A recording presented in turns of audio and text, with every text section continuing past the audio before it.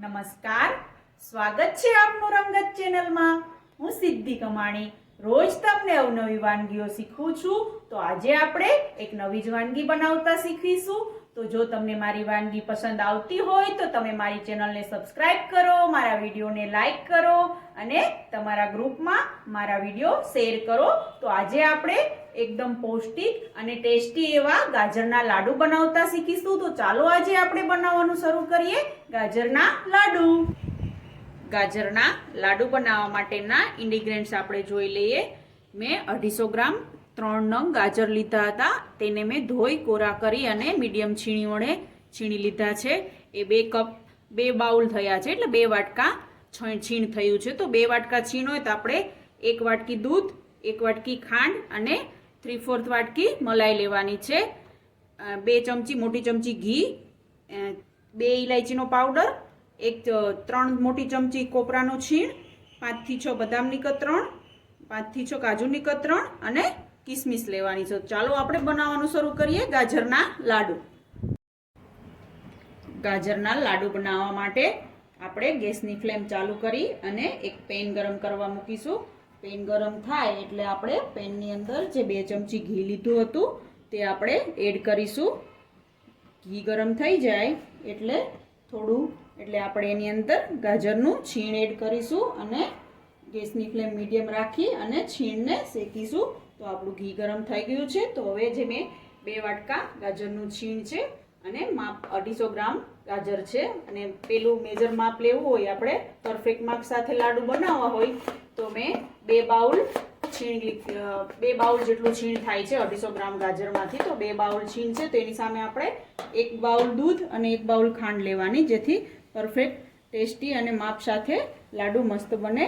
તો હવે આપણે ગાજરના છીણમાં ઘી બધા પ્રોપર રીતે લાગી જાય એ રીતે એને મિક્સ કરીશું અને ગેસની ફ્લેમ મીડિયમ રાખી અને આ રીતે આપણે બધા જ છીણને પાકી જાય ત્યાં સુધી શેકી લેશું। તમે જોઈ શકો છો આપણું ગાજર શેકાય અને કલર ચેન્જ થઈ ગયો છે, ઘીની અંદર મસ્ત રીતે શેકાઈ ગયું છે અને સ્મેલ પણ મસ્ત આવે છે। તો હવે આપણે એની અંદર જે દૂધ 1 વાટકી લીધું હતું તે આપણે એડ કરીશું અને મીડિયમ ફ્લેમ પર એને પકાવીશું જ્યાં સુધી દૂધ બધું બળી જાય ત્યાં સુધી આપણે એને હલાવતા રહેવાનું છે અને પકાવવાનું છે। તો આવી રીતે આપણે બધા જ મિશ્રણને દૂધમાં મિક્સ કરી અને ગેસની ફ્લેમ મીડિયમ રાખી અને આપણે એને પકાવીશું, અને દૂધ બળી જાય પછી આપણે એની અંદર મલાઈ અને કોપરાનું છીણ એડ કરી અને પકાવીશું। તો હવે આપણે દૂધ બળે ત્યાં સુધી મિશ્રણને ગેસની ફ્લેમ મીડિયમ રાખી અને પકાવવાનું છે।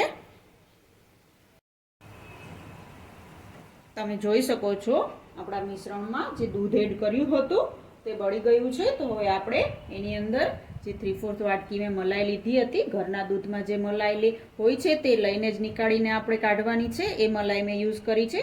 તો તમે બહાર જે ક્રીમ મળે છે તે બી યુઝ કરી શકો, ઘરે દૂધની મલાઈ ના કાઢતા હોય તો। તો હવે આપણે મલાઈ એડ કરી અને પ્રોપર મલાઈ મિક્સ થાય ત્યાં સુધી આપણે મિશ્રણને હલાવવાનું છે અને ગેસની ફ્લેમ મીડિયમ રાખવાની છે, નહીંતર તળિયે ચોટી જશે અને દાજની સ્મેલ આવશે। એટલા માટે મીડિયમ રાખી અને પ્રોપર મલાઈ બધી જ મિશ્રણમાં મિક્સ થઈ જાય ત્યાં સુધી આપણે એને મિક્સ કરીશું અને હલાવતા રહીશું। તમે જોઈ શકો છો આપણે મિશ્રણની અંદર જે મલાઈ એડ કરી હતી તે પ્રોપર મિશ્રણની અંદર એડ થઈ અને મસ્ત રીતે એડ થઈ ગઈ છે। તો હવે આપણે એની અંદર 3 ચમચી કોપરાનું છીણ એડ કરીશું। કોપરાનું છીણ એડ કરવું બિલકુલ ઓપ્શનલ છે, તમારે એડ કરવું હોય તો જ કરો। મેં આનો ટેસ્ટ, લાડુનો ટેસ્ટ કોપરાનું છીણ એડ કરવાથી લાડુનો ટેસ્ટ બમણો થઈ જાય છે, એટલા માટે મેં ટોપરાનું છીણ એડ કર્યું છે। તમે ટોપરાનું છીણ પસંદ ના હોય તો તમે એને સ્કીપ પણ કરી શકો છો। તો હવે આપણે એની અંદર ટોપરાનું છીણ મિશ્રણની અંદર પ્રોપર રીતે મિક્સ થાય તેવી રીતે આપણે એને મિક્સ કરી લેશું, અને પછી આપણે એની અંદર ખાંડ એડ કરી અને ખાંડ મેલ્ટ થાય અને લાડુના ફોર્મમાં આવી જાય મિશ્રણ ત્યાં સુધી આપણે એને પકાવવાનું છે। તો હવે આપણું કોપરાનું છીણ પ્રોપર મિક્સ થઈ ગયું છે। તો હવે આપણે એની અંદર ખાંડ એડ કરીશું।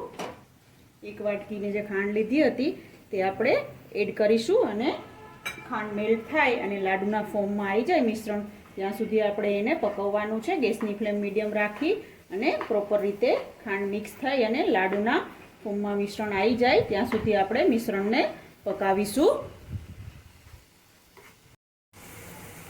તમે જોઈ શકો છો આપણે લાડુના મિશ્રણમાં, ગાજરના લાડુના મિશ્રણમાં જે ખાંડ એડ કરી હતી તે પ્રોપર રીતે એડ થઈ અને લાડુનું મિશ્રણ રેડી થઈ ગયું છે. તો આપણે હવે એની અંદર ડ્રાયફ્રૂટ અને ઇલાયચીનો પાવડર નાખી અને મિક્સ કરીશું અને અડધો કલાક ઠંડુ કરવા મૂકી અને પછી આપણે એના લાડુ બનાવીશું.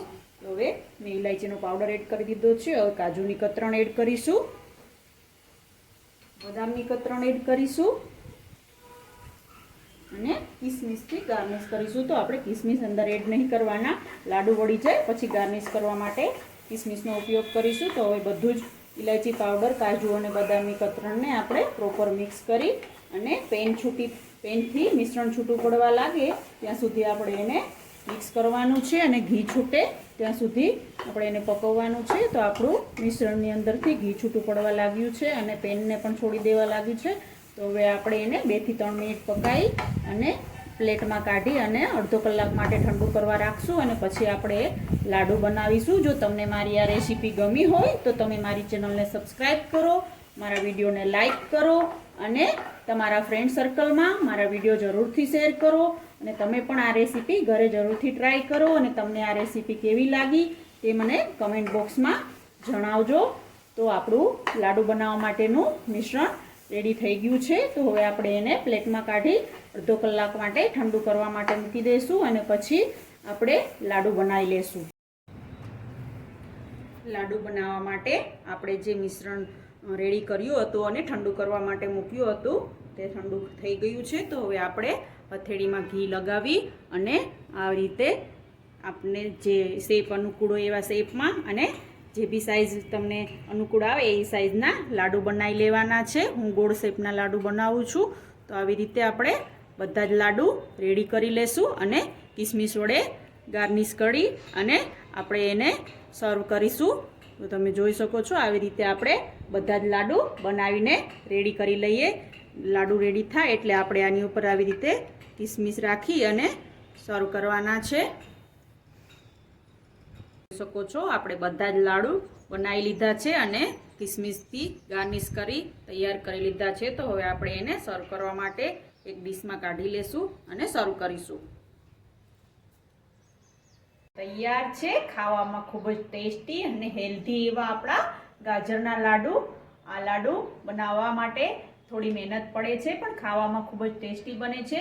જો તમને મારી આ રેસીપી ગમી હોય તો તમે મારી ચેનલને સબસ્ક્રાઈબ કરો, મારા વિડીયોને લાઈક કરો અને તમારા ફ્રેન્ડ સર્કલમાં મારા વિડીયો જરૂરથી શેર કરો અને તમે પણ ઘરે આ રેસીપી ટ્રાય કરો અને તમને આ રેસીપી કેવી લાગી તે મને કમેન્ટ બોક્સમાં જરૂરથી જણાવો. તો રોજ આવી અવનવી વાનગીઓ જોવા માટે જોતા રહો રંગત, ખાણીપીણીના શોખીન ગુજરાતીઓની. Thanks for watching.